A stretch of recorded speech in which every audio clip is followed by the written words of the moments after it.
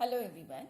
So in previous lecture we have discussed about the isotopic dilution method. Not only we have discussed about this, but little I have tell you about the activation analysis. Then we have started with the uh, tracer technique, and in tracer technique we have discussed about the isotopic dilution method. And in isotopic dilution method, very first we have discussed about the direct isotopic dilution method. But what happens every time we are not able to use the direct isotopic dilution method? Generally, the direct isotopic dilution method is used to detect the non-radioactive component present in the sample. Okay. This inverse isotopic dilution method is reverse of direct isotopic dilution method, and it is used when the sample contains an unknown amount of isotopically labeled substance. That is, when your sample contains radioactive substance, then this inverse isotopic dilution method is used. So as I have told you, it is a reverse of direct isotopic dilution method. So just keep in mind the direct isotopic dilution method. In direct isotopic dilution method,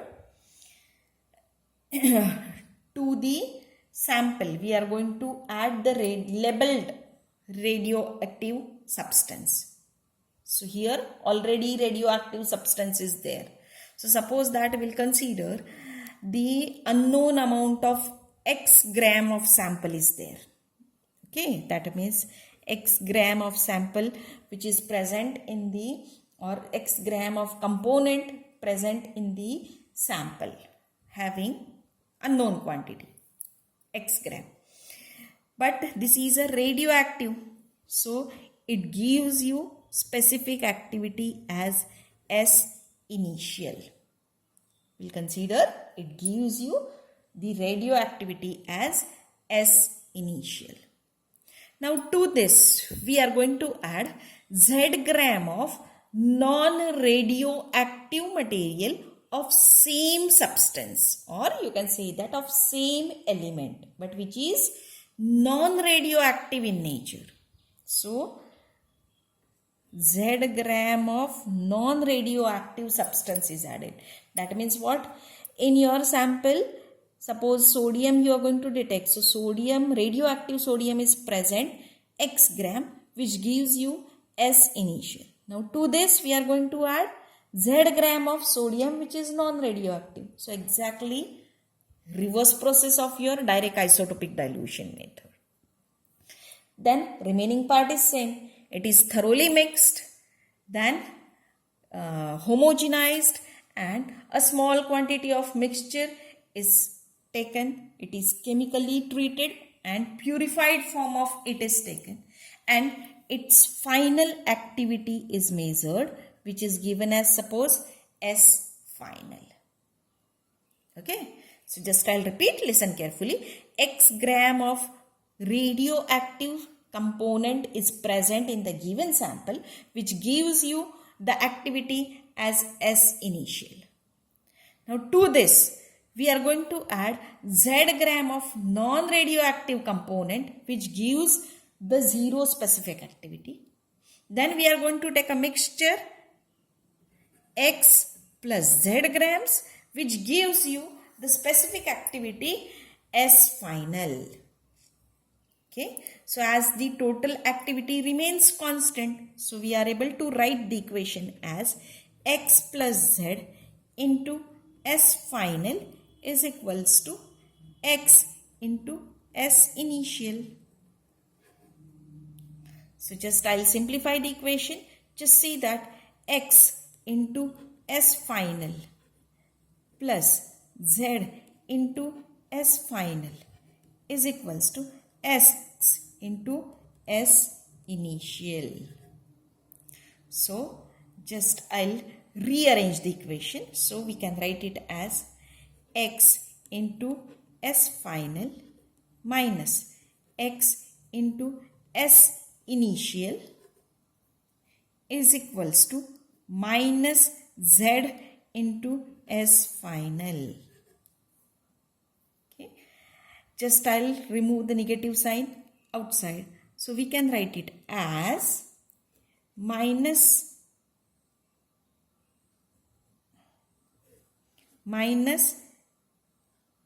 of x into minus of S final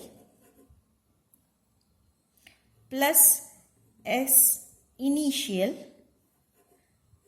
is equals to minus Z into S final. So just I'll rearrange it. Minus of x into S initial minus S final is equals to minus Z into S final. Negative sign are present in the both sides, so they are removed, and hence we are able to write x equals to Z into S final upon S initial minus S final. So Z is a added quantity which we know. S final we are going to measure.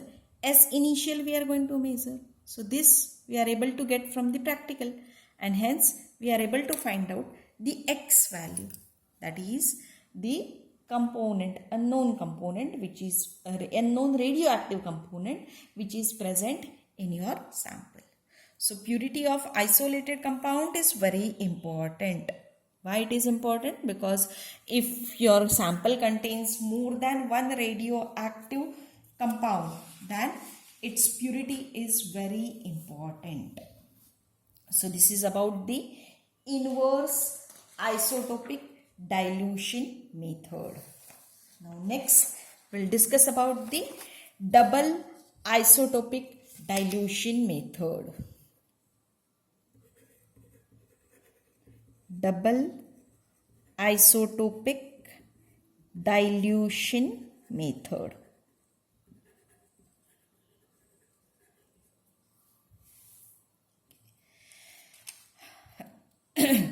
Now this method is used particularly in biochemistry, where simple quantitative chemical separation methods are not available, or we are not able to use them.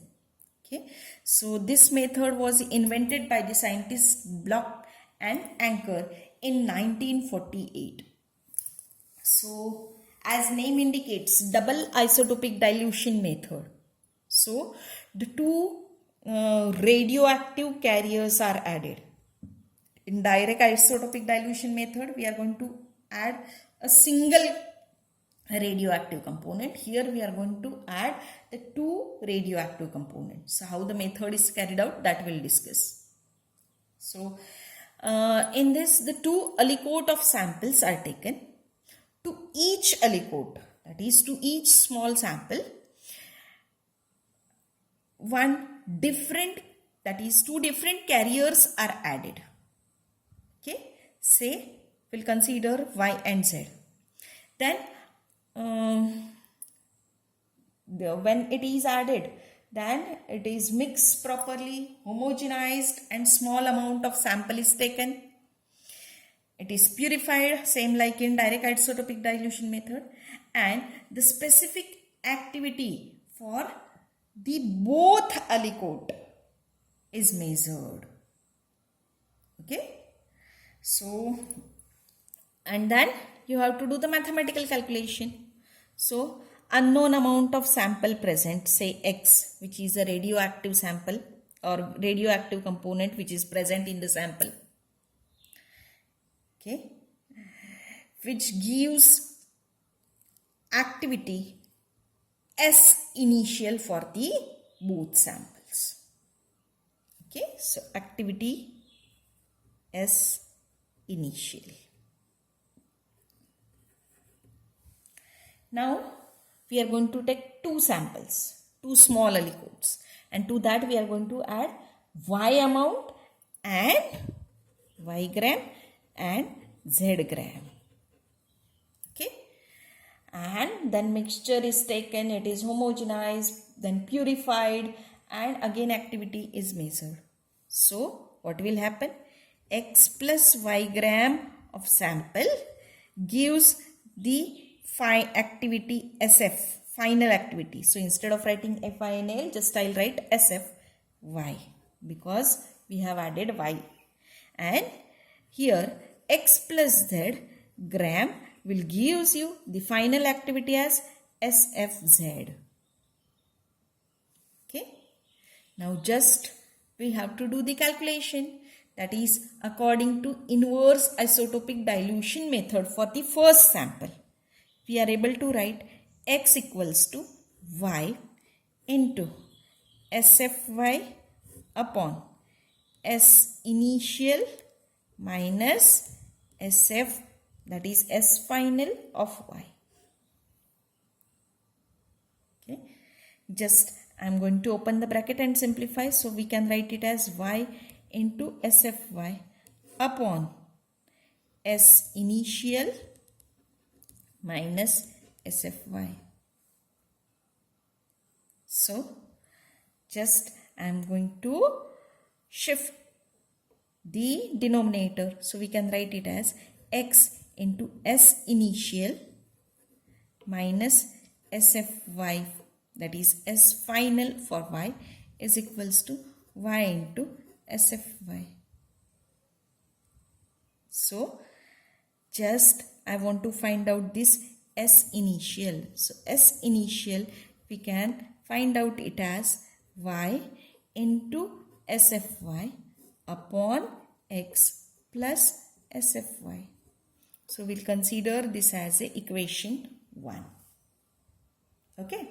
So hope that you got this. What we have taken according to inverse isotopic dilution method, we got the equation X equals to Y into SFY upon S initial minus SFY. Simply open the bracket, simplify it and find out the value of S initial. Same way, we have taken the second aliquot to which we have added Z gram. We got the activity, final activity as SFZ. So same equation we can write for the Z. So we can write it as X equals to Z into SFZ upon S initial minus SFZ. Give the same treatment and finally you will get the S initial equals to Z into SFZ upon X plus SFZ. So we'll consider this as a equation number 2. Now what we have to do? We got equation 1 and equation 2. Compare these two equations. See, left hand side of equation is same. Hence we can say that right hand side of equation is also same. So we can write it as Y into SFY upon X plus SFY is equals to Z into SFZ by X plus SFZ. Okay. Just simplify it. So Y into SFY upon X minus Z into SFZ upon X is equals to SFZ minus SFY. Okay. On further simplification, this X is same denominator. Hence, we are able to write it as Y SFY minus Z SFZ upon X is equals to SFZ minus SFY. And hence, we can write X is equals to Y into SFY minus Z into SFZ whole is divided by SFZ minus SFY. So, Y is a known quantity which you have added. Z known quantity which you have added. SFY and SFZ you are going to measure. Hence, by using this all four terms, you are able to find out x gram, which is a unknown quantity. So, the nature of double isotopic dilution method does not allow the degree of precision attainable with direct and inverse isotopic dilution method. So, you can't say that whatever the precision you are going to take, that is will be same or comparable with previous two methods. So, this double isotopic dilution method is not considered as a very correct method. Okay. Now, we have to discuss the next method, that is a modified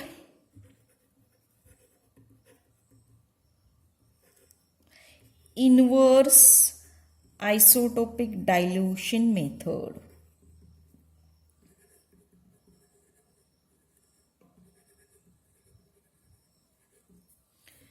Modified inverse isotopic dilution method. So this is similar to the inverse isotopic dilution method. So in inverse isotopic dilution method, we are going to add the radioactive substance, which is determined by the second radioactive substance. So this method is used when a stable isotope is not available or its use is desirable.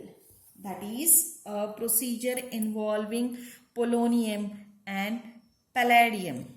So for that, this modified inverse isotopic dilution method is used. Okay. And finally, we'll discuss about the applications of this isotopic dilution method.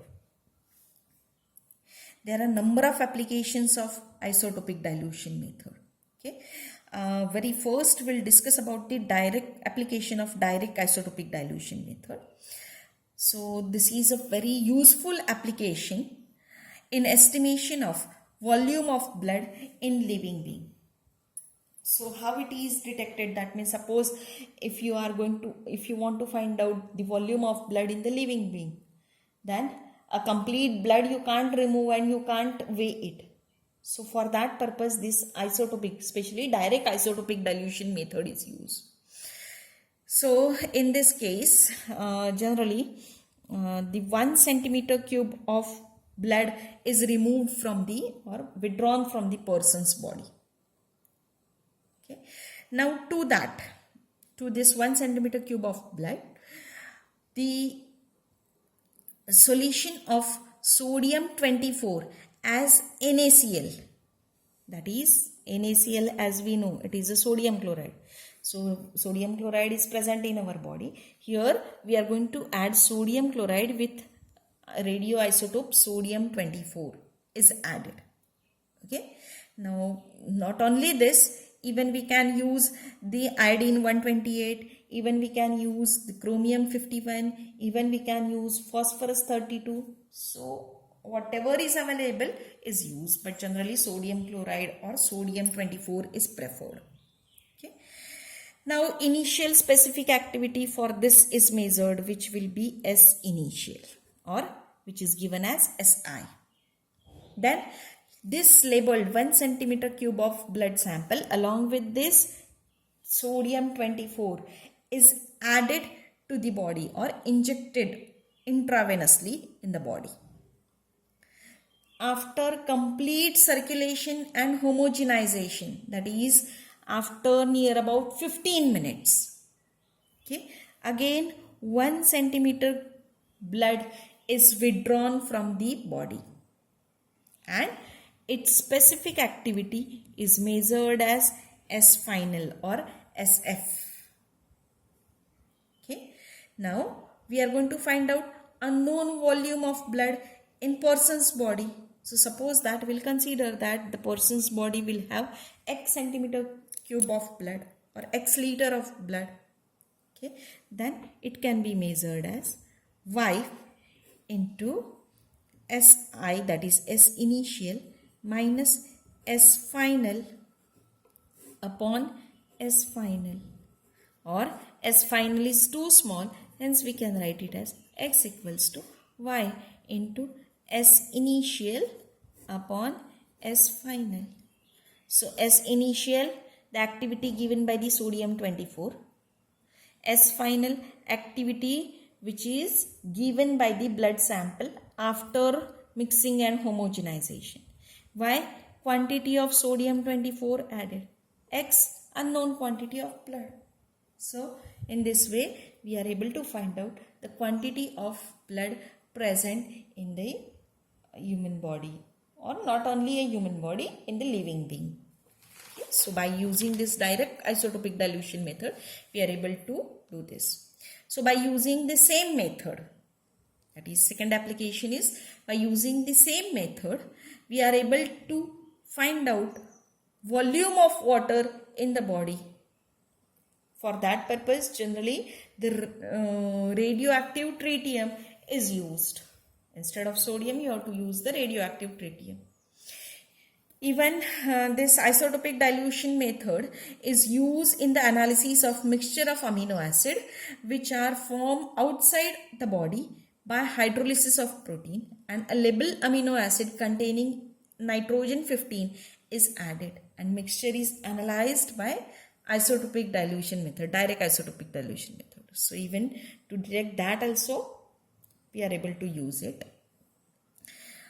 Zinc, copper, mercury and other cations can be determined by using this isotopic dilution method in a trace amount, that is if they are present in 10 raised to minus 9 to 10 raised to minus 10 gram, then too we are able to detect them very correctly by using this method. So this method is also used in determination of gamma hexachlorocyclohexane by using chlorine 36, or even it can be used to detect benzyl penicillin by using carbon 14. Even we are able to detect the vitamin B12 by using cobalt 60. So this isotopic dilution method can be used for this all purposes also. And hence we have completed the portion. Okay, so your X-ray spectroscopy unit 2 is also completed. Thank you. I'm going to apply, or I'm going to provide you notes for the same. So take down in your book, and best of luck for your exam. Thank you.